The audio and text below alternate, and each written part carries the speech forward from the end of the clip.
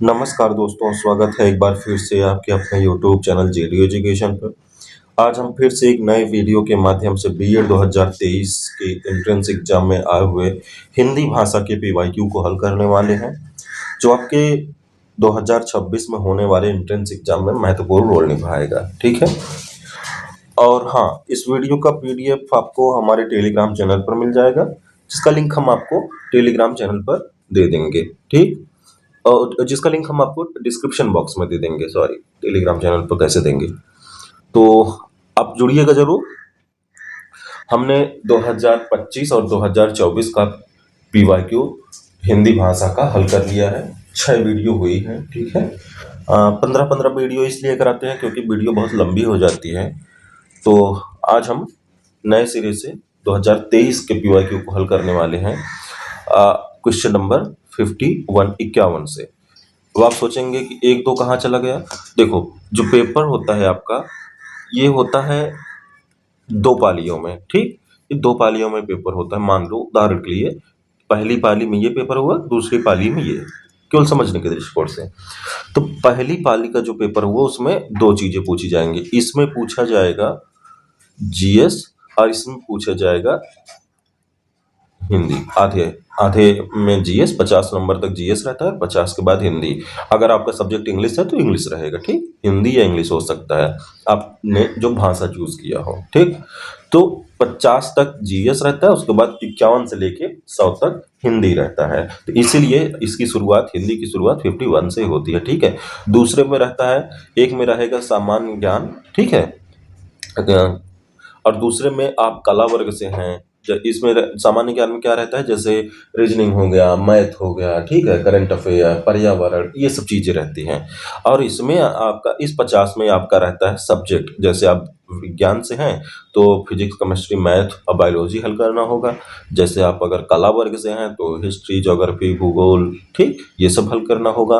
वाणिज्य से होंगे तो लास्ट 50 में आपको वाणिज्य हल करना होगा। ठीक, तो ये ऐसे ही क्वेश्चन आता है। ठीक, क्लियर। तो चलते हैं अब हम अपने क्वेश्चन की ओर। क्या है क्वेश्चन? Question number 51। निम्नलिखित प्रश्न में 4 विकल्पों में से उस विकल्प का चयन करें जो सही संधि विच्छेद वाला विकल्प हो। पूछ रहे हैं कि कौन सा इनमें से सही विकल्प है। ठीक है, कौन सा इसमें सही विकल्प है। आधन, त्याधिक, तो ये आपको सुनने में ही अजीब सा लग रहा होगा, अजीब सा साउंड कर रहा है, तो गलत है। ठीक है।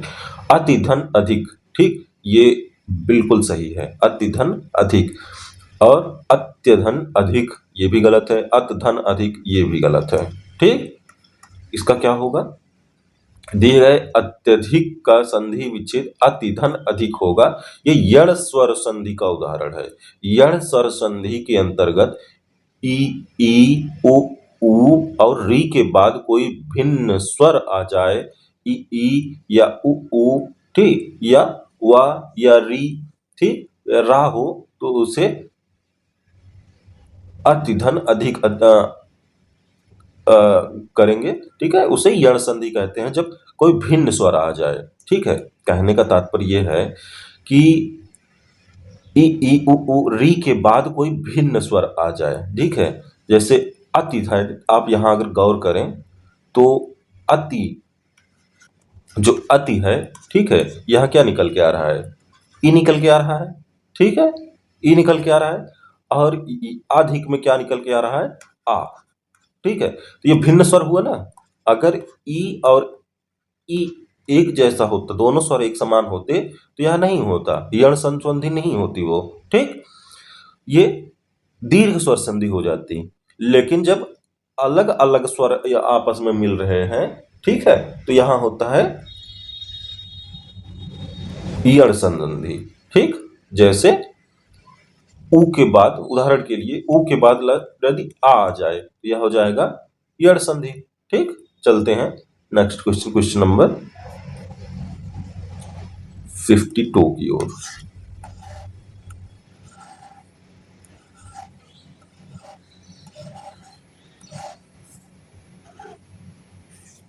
चलो इसको हम हल कर ही लेते हैं। यहाँ गद्यांश दिया हुआ है। ठीक है, यहाँ गद्यांश दिया हुआ है और उसी गद्यांश पर आधारित फिर आपको क्वेश्चन दिए जाएंगे, आपको वही हल करना है।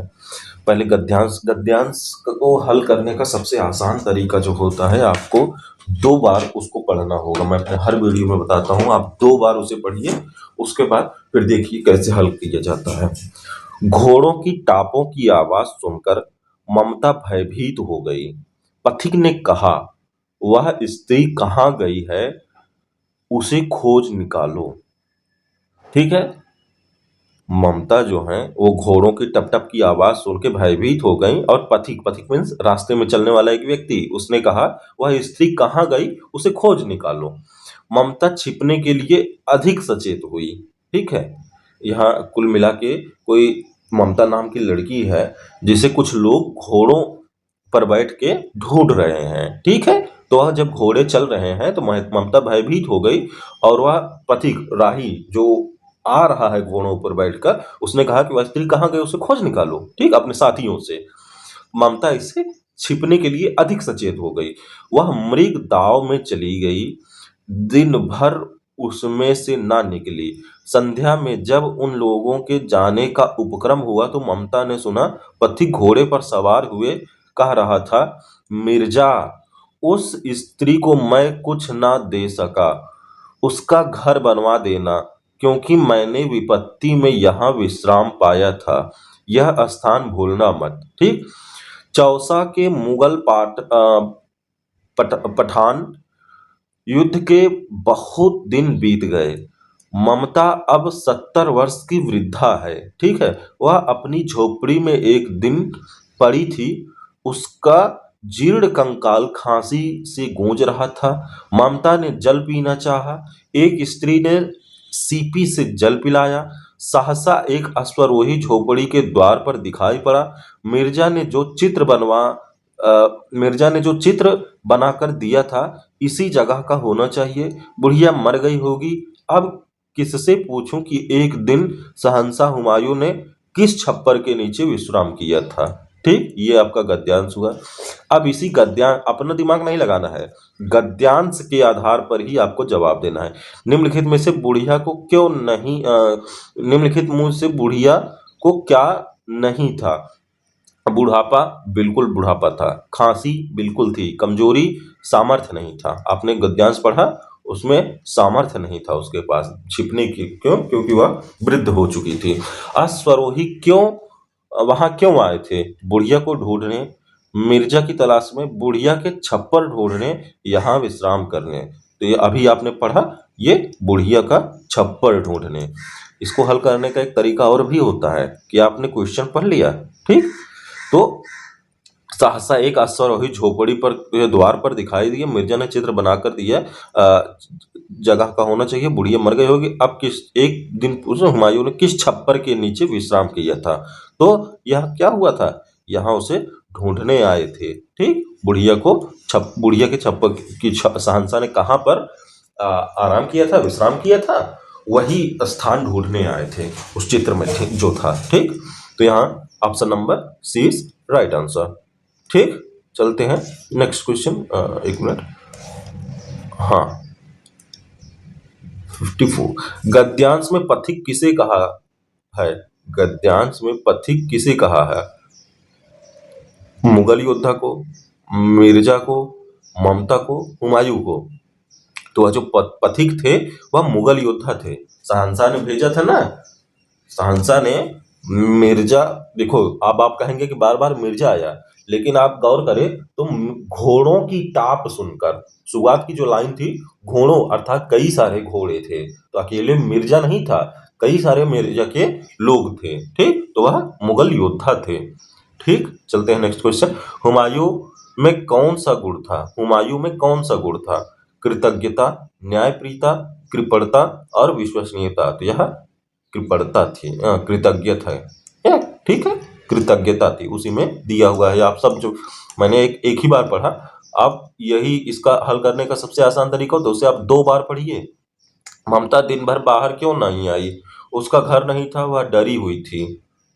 तो बिल्कुल हाँ, वह ना घोड़ों की टाप की आवाज सुनकर ममता डर कर छिप गई थी और दिन भर बाहर नहीं निकली। ठीक, चलते हैं next question, question number 57। Bharat Bharati के रचनाकार मैथिली शरण गुप्त है, इसमें कुछ कहना ही नहीं है, ऑप्शन नंबर ए ही का राइट आंसर है। ठीक है, भारत भारती के रचनाकार कौन है? मैथिली शरण गुप्त। भारत भारती के रचनाकार राष्ट्र कवि दद्दा मैथिली शरण गुप्त जी थे। इनके द्वारा रचित अन्य महत्वपूर्ण रचनाएं पंचवटी, साकेत, जयद्रथ वध, यशोधरा, ठीक, द्वापर, झंकार, जय भारत आदि प्रमुख रचनाएं हैं। मैथिली शरण गुप्त और जयशंकर प्रसाद, इन दोनों या रामधारी सिंह दिनकर, इनसे क्वेश्चन आते हैं। इनकी कृतियों को आप महादेवी वर्मा, हाँ महादेवी वर्मा हो गई, इनसे क्वेश्चन आते हैं। आपको ये इन लोगों की रचनाओं को याद रखना है। ठीक, चलते हैं नेक्स्ट क्वेश्चन पर। क्या है क्वेश्चन? निम्नलिखित प्रश्न में 4 विकल्पों में से उस सही विकल्प का चयन करें जो रेखांकित शब्द के सही अव्यय के भेद हैं। ठीक, सही अव्यय के भेद हैं।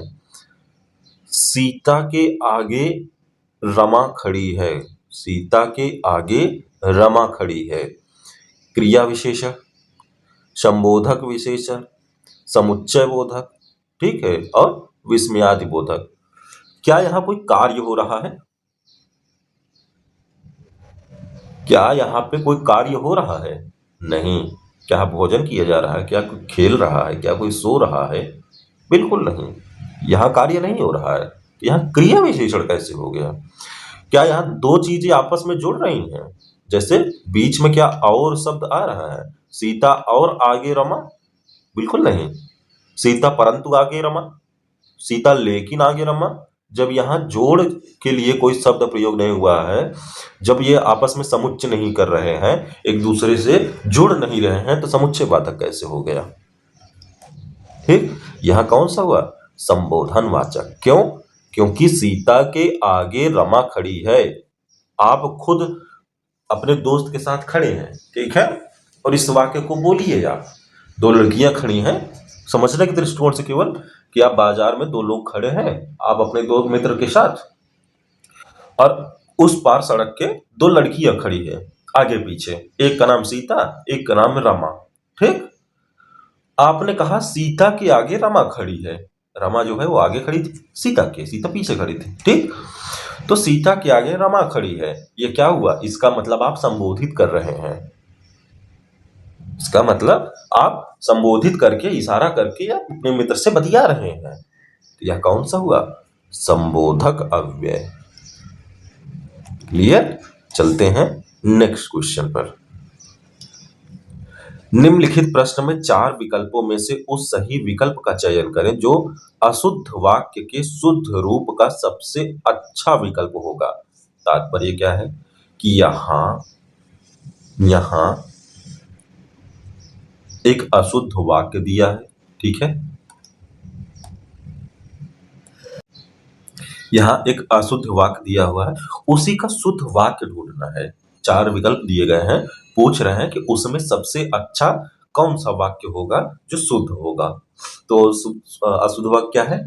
घूमना सुबह अच्छा है, यह अशुद्ध है। ठीक है, घूमना सुबह अच्छा है, ये अशुद्ध है।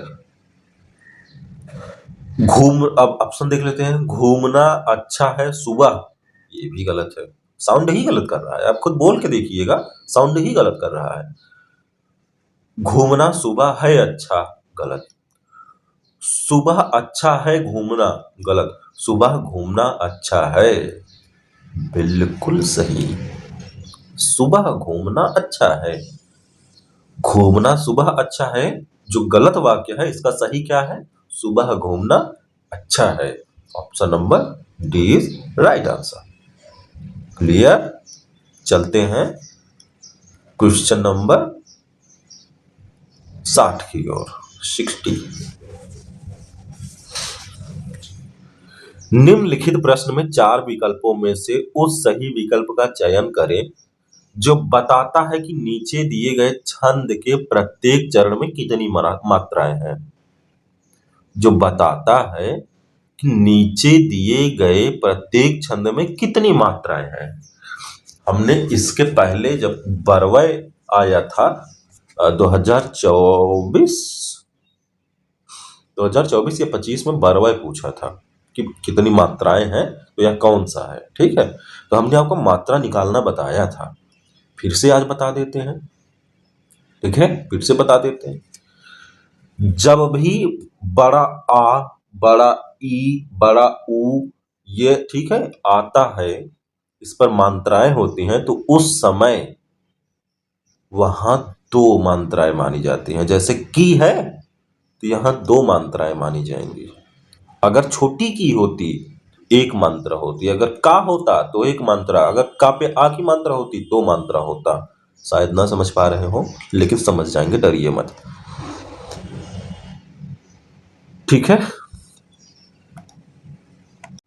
मात्राओं का जो मात्रा होती है, ठीक है, मात्रा निकालने का जो तरीका होता है पदों का, उसमें चलिए समझ लेते हैं थोड़ा सा। जैसे आ हो, छोटा आ, छोटी ई, छोटा ऊ, री, ठीक, और चंद्र बिंदु, चंद्र बिंदु के लिए एक मात्रा होती है। इन सब के लिए एक मात्रा का प्रयोग होता है।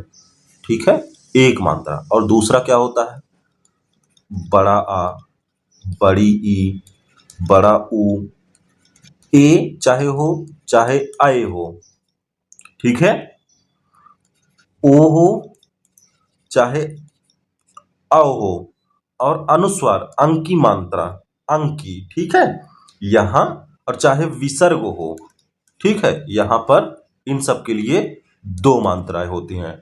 बड़ा आ, बड़ा ई, ऊ, ए हो चाहे आए हो, यहां दो मात्राएं होती हैं। ओ हो चाहे ओ हो, औ हो, ठीक, यहां दो मात्राएं होती हैं। अंग हो चाहे अहा हो, लेकिन चंद्र बिंदी रहेगा तो एक मात्रा, अंग की मात्रा रहेगी तो दो मात्रा। क्लियर। अब चलते हैं उदाहरण से समझेंगे, और इसी का उदाहरण लेंगे तो ज्यादा अच्छा समझ में आएंगे। जैसे का है, अब यहां पहले ले लेते हैं, करते शब्द दिया है ना, करते, ठीक, तो का पे एक मात्रा, रा पे एक मात्रा, और मैंने कहा था ए आए चाहे आए आए, वहां दो मात्रा होती है। अब इसमें अभिषेक है, अभिषेक में छोटा आ है, छोटा भी है, ए है, और का है, ठीक। पयोद क्या है, एक मात्रा, दो मात्रा, एक मात्रा, और दो मात्रा, ठीक।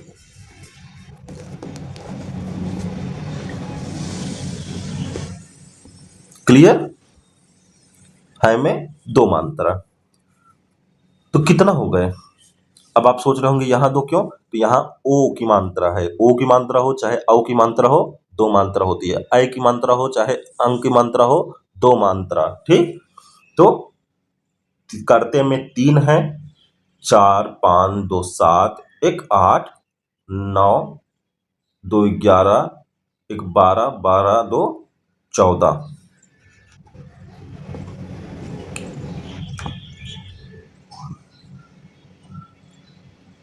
फिर से कहीं पे मुझसे लग रहा है कोई गलती हुई है। 1 2 2 4, ठीक, करते में 4 आया है, 5 6 6 2 8 8 1 9 9 1 10 10 2 12 12 1 13 13 2 15, हाँ 15, ठीक। तो पहले पद में कितना आया, 15 आया है, ठीक, पहले पद में 15 आया है। और दूसरे पद में देख लेते हैं एक बार। अब पहले पद में 15 आया था और निकाल के हमने दिखाया, न निकाल, अब आप भी निकाल सकते हैं क्योंकि मैंने सिखा दिया है। एक छोटा ली है तो एक, बड़ा हा है तो दो, और बड़ा री है तो दो, छोटा ई है तो एक, छोटा सा है तो एक, वेश दो, और एक, वा पे एक की मात्रा है तो एश, मतलब दो मात्रा, और की है, की पे बड़ी की मात्रा है तो दो, और हे पे एक की मात्रा है तो दो। कितना हुआ, दो दो 4 1 5 5 2 7 8 9 2 10 2 12 13 14, ठीक। दो, एक, दो, दो चार, दो छः, 7 8 9 10 11 12 13 14 15।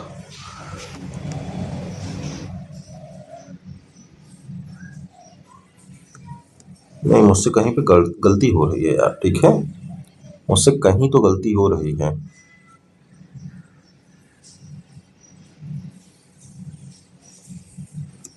चलो, इसमें बलिहारी में तो 6 है, ठीक है,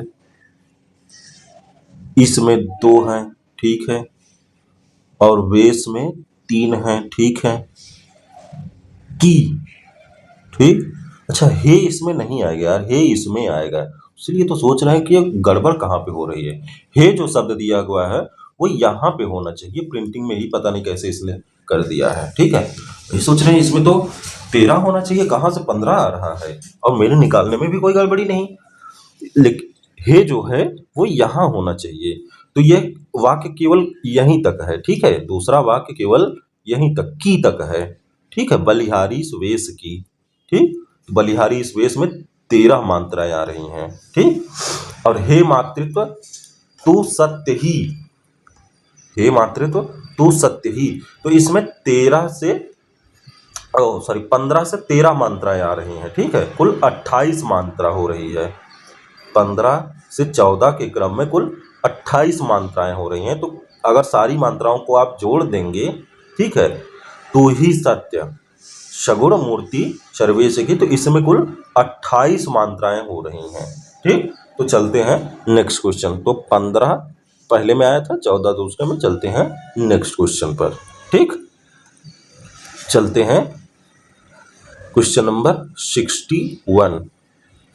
निम्नलिखित प्रश्न में 4 विकल्पों में से उस विकल्प का चयन करें जो दिए गए मुहावरे का सही अर्थ वाला है।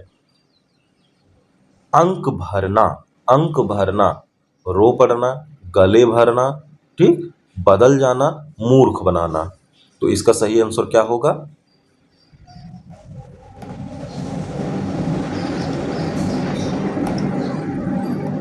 अंक भरने से तात्पर्य क्या होता है? रो पड़ना? नहीं, रो पड़ना नहीं होता इसका तात्पर्य, इसका तात्पर्य होता है गले लगना, ठीक। अंक भरना में गले लगना, ठीक। चलते हैं नेक्स्ट क्वेश्चन पर।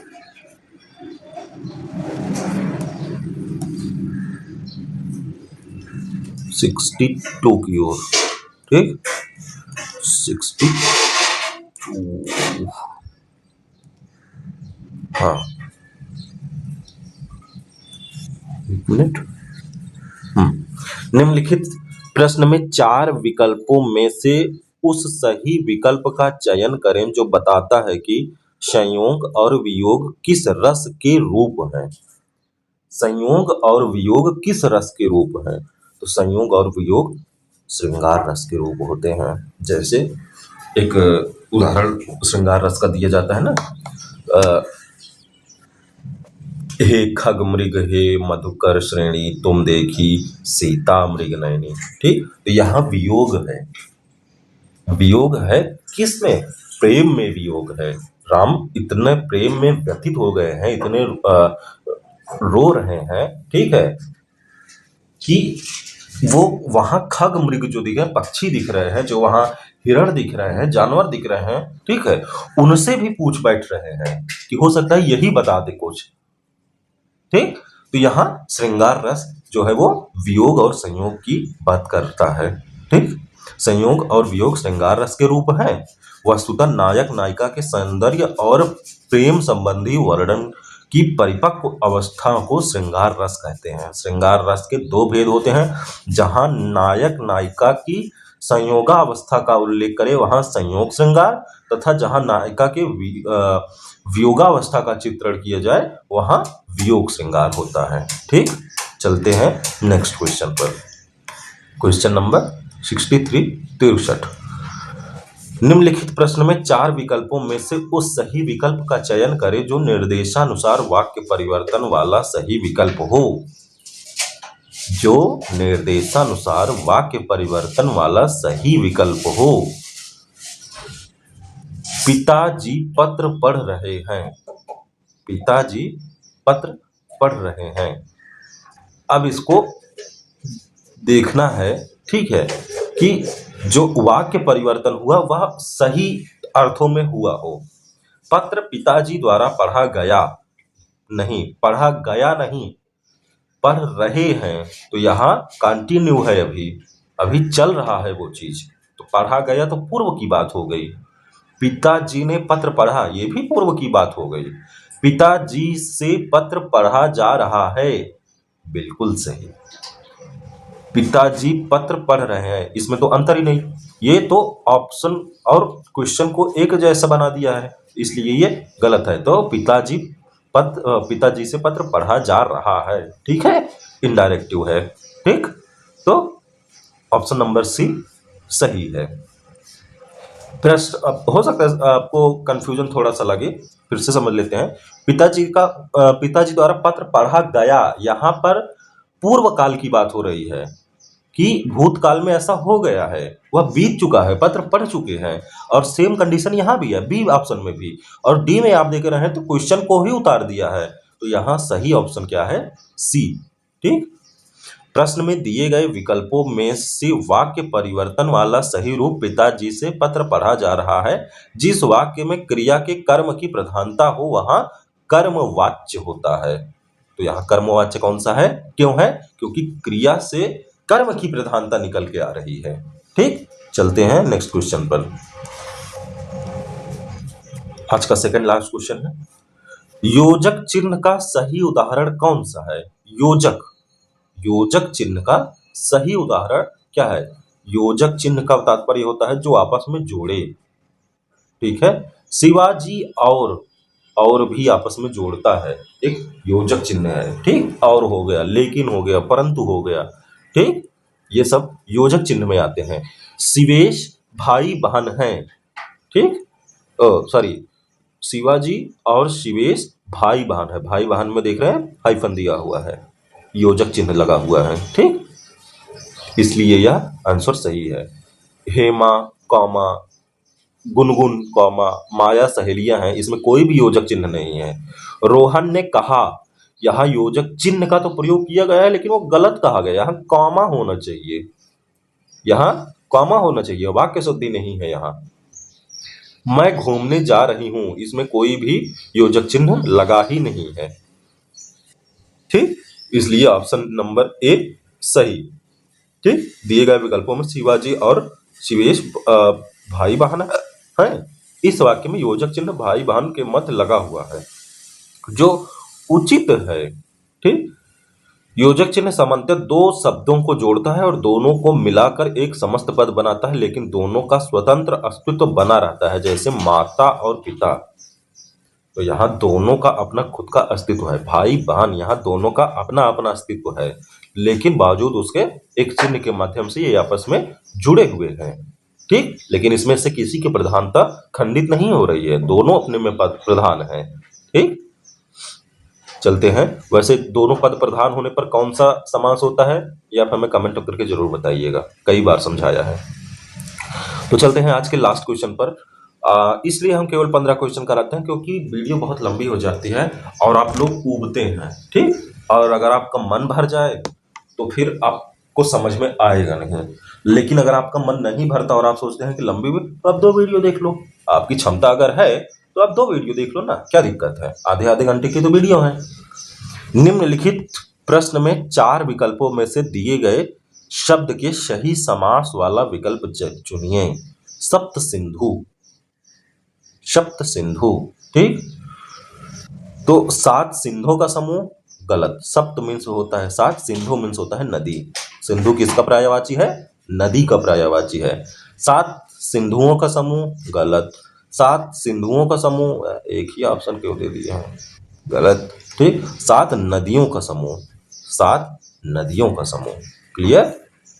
तो दिए गए विकल्पों में सप्त सिंधु के लिए सर्वाधिक उपयुक्त 7 नदियों का समूह है, क्योंकि समास विग्रह करने पर सप्त प्लस सिंधु प्राप्त होता है, जिसके अंतर्गत सप्त का शाब्दिक अर्थ है 7 और सिंधु का शाब्दिक अर्थ है नदी या सागर, ठीक। तो सिंधु नदी का भी पर्यायवाची होता है और सागर का भी, तो ज्यादा फेमस लेकिन सागर ही है, आप इस चीज को ध्यान में रखिएगा। तो आज के लिए बस इतना ही, यहाँ तक आप वीडियो देखते हुए आए हैं, बहुत बहुत इसके लिए धन्यवाद। और हाँ, मन लगा के पढ़िएगा, एग्जाम नजदीक आ रहा है हम जीएस भी साथ में लेके चल रहे हैं। 2023 तक का हमने जीएस का भी पीवाईक्यू हल करा दिया है और जीएस का भी रिपीट कर करके ही क्वेश्चन पूछा जाता है। ठीक, और उसकी व्याख्या जो हम पढ़ते हैं तो उस व्याख्या से अगले साल क्वेश्चन सामान्य तौर पे आ ही जाते हैं। ठीक, तो आप जीएस की भी क्लास करिएगा, इसी प्लेलिस्ट में वो भी है। ठीक, और 2025-2024 का हमने कर लिया है, अब 2023 में है। हम प्रयास करेंगे कि पिछले 10 सालों का पीवाईक्यू जीएस का भी और हिंदी का भी करा लें। ठीक, अभी थोड़े थोड़ी हम कर रहे हैं, 15-15 क्वेश्चन, लेकिन जब थोड़ा सा आपका रिदम बन जाएगा, परीक्षा और नज़दीक आ जाएगी, आपका दिमाग थोड़ा सा और ज़्यादा चलने लगेगा प्रेशर की वजह से, तो हम 25-25 क्वेश्चन एक साथ मिलाएंगे तो 2 ही वीडियो में 1 वर्ष का समाप्त कर देंगे। ठीक, चलिए मिलते हैं नेक्स्ट वीडियो में। रखिएगा अपना ख्याल, पढ़ते रहिएगा। ठीक, धन्यवाद।